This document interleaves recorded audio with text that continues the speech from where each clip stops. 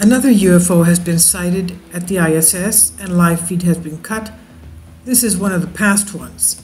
But this report now is concerning a recent sighting at the International Space Station. As we know, they have a live stream camera. NASA is kind enough to show us what is going on around the ISS, outside of it, that is. And this time, there was a UFO seen monitoring the ISS. This is by Sean Martin on Express UK. A huge UFO, as you can see here. It was seen hovering near the International Space Station, the ISS, and it forced NASA to cut the live feed, and this is what some alien hunters have claimed. Well, it's not the first time this happens. Supposedly they have a technical problem or a glitch, or they're saying we had to cut the live feed, we'll be back soon, we'll be back shortly, etc. They also cut the live feed when they're going over the South Atlantic anomaly, because they have a surge of electromagnetic, geomagnetic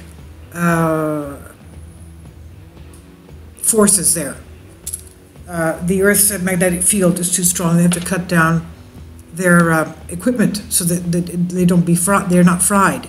Now, during a routine maneuver of a mini shuttle on the exterior of the ISS, which was being live streamed, of course, to the world, whoever wants to can just look at them. And there are people, by the way, that video whatever is on the ISS live stream 24/7. Then they go back and look at them and they find anomalies that shouldn't be there, and they report on them. So during a routine maneuver of the mini shuttle on the exterior of the ISS, which was being live streamed, of course, to the world, a strange light appeared in the distance. The light gradually got closer to the ISS before the live stream of the orbiting laboratory, that is the ISS, went offline. So this led some to believe that NASA did this on purpose. In other words, they cut the live feed so that people wouldn't notice that there was something close to the ISS, to hide the evidence that perhaps aliens are visiting Earth again, or visiting the ISS, or not again, but they never left, type of thing. So your imagination can run wild with what this could mean. Prominent UFO hunter Scott C. Waring was the first to spot the alleged alien spaceship, and he said it was using a cloaking device to monitor the ISS in secret. Scott Waring wrote on his blog UFO Sightings Daily, he said, "I was looking at the live internet NASA cams when I caught an object near the space station.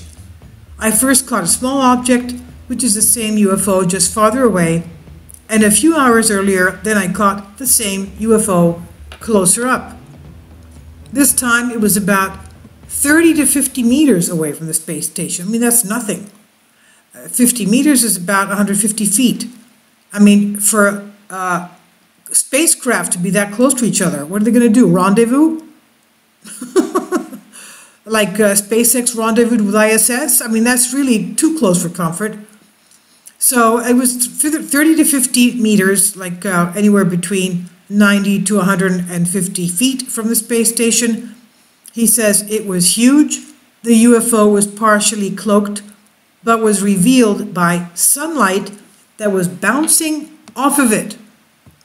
Strangely enough, he goes on to say, the shape came more into focus later in the video, and what I thought to be a thick round cylinder turns out to be something way more complex looking. Now, do you see why NASA deliberately causes distortions during the live cam? It's so we, the public, will stay in the dark, but as you see, things are lighting up. Now, scientists who have worked for NASA in the past have a much simpler explanation for all of the bizarre UFO sightings around the ISS that are being reported by others who examine the film on the footage of the ISS live stream cam.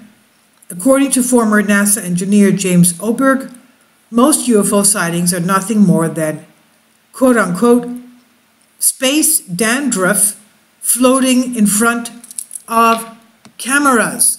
Space dandruff. I mean, what kind of space dandruff is that? Huge, huge. These specks of dandruff can be anything from bits of chipped paint drifting aimlessly in zero gravity, flakes of ice or ISS insulation that is broken off. God forbid, ISS is losing parts. Is ISS losing insulation? Is ISS losing paint? How is that possible? To be losing something this huge, for example. I mean, look at it. Now, he said, I have had enough experience with real spaceflight to realize that's what is being seen in many videos is nothing beyond the normal, quote unquote, from fully mundane phenomena occurring in unearthly settings. Mr. Oberg argued the human brain is not wired to make sense of these tiny objects floating above Earth. Okay. But this is not tiny, Mr. Oberg. This is huge. This is huge. I mean, I'm sorry, but I think it's huge. And look at it. It's got contours and it's huge. I'm sorry, this is not tiny stuff that you're saying floats off. Floating, tiny objects, he says, floating above the Earth. Okay. I disagree with Mr. Oberg. He has experience in real space flight and what's going on, but this is not tiny stuff. Okay, please tell me what you think. I'll leave a link below. This is on Express UK.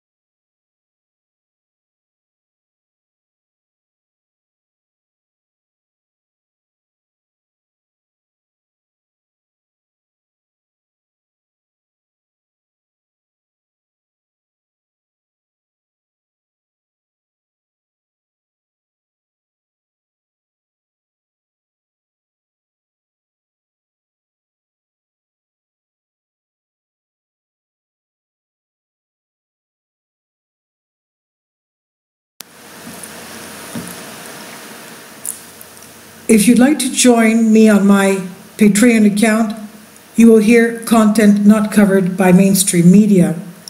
These riveting stories will be based on my research, and I will state my opinions and give my personal insight on diverse and controversial subjects and world events not covered by mainstream media, and not supported by YouTube guidelines. So whatever I have on my Patreon, most of those will not be on my YouTube channel. Please consider becoming a member today. More of the most significant and important videos will be on my Patreon channel.